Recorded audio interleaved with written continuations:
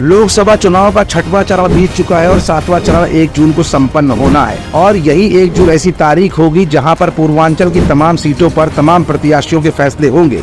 लेकिन जातीय समीकरण इस कदर हावी है पूर्वांचल पर कि ये बताने की जरूरत नहीं। मतदाताओं पर जातीय अस्मिता का सवाल इतना छाया हुआ है कि उनके सामने दूसरे मुद्दे छोटे छोटे साबित हो रहे हैं। 6वें चरण की 14 सीटों पर ऐसा ही कुछ नजारा देखने को भी मिला था।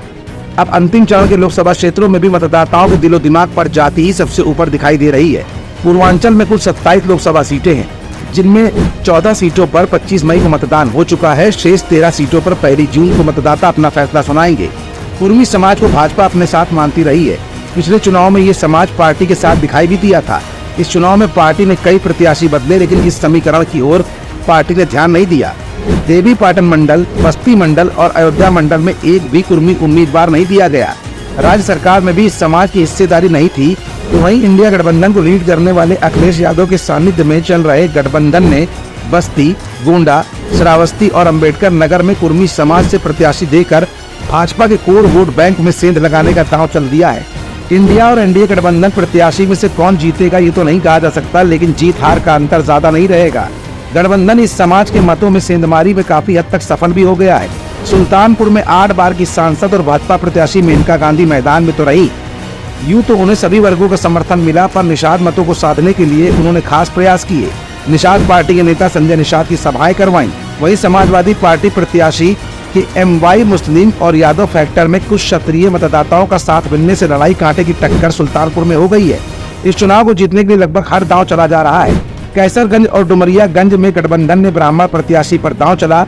जाति, आरक्षण और संविधान की बात करने के बावजूद कई जगह गठबंधन ब्राह्मण मतों में सेंध लगाता नजर आया है।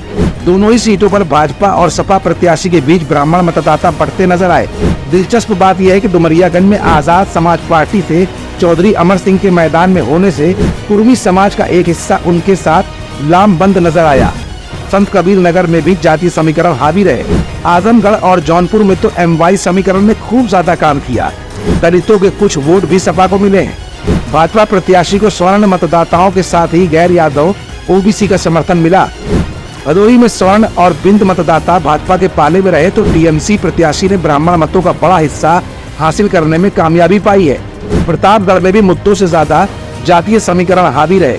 6 चरणों के बीत जाने के बाद अब सेमीफाइनल क्रॉस हो चुका है और एनडीए और इंडिया गठबंधन दोनों के लिए ही फाइनल की बारी आ गई है, जिसमें जातीय समीकरण पूरी तरह से काम करता भी दिखेगा। जिन सीटों पर 1 जून को चुनाव होना है उनमें महाराजगंज, गोरखपुर, कुशीनगर, देवरिया, बांसगांव, घोसी, सलेमपुर, बलिया, गाजीपुर, चंदौली, वाराणसी, मिर्जापुर और रॉबर्ट्सगंज शामिल हैं।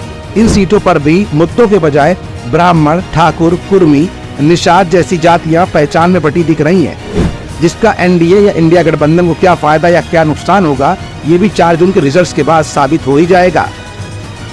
यूथ इंडिया के लिए शरद कटियार की स्पेशल रिपोर्ट।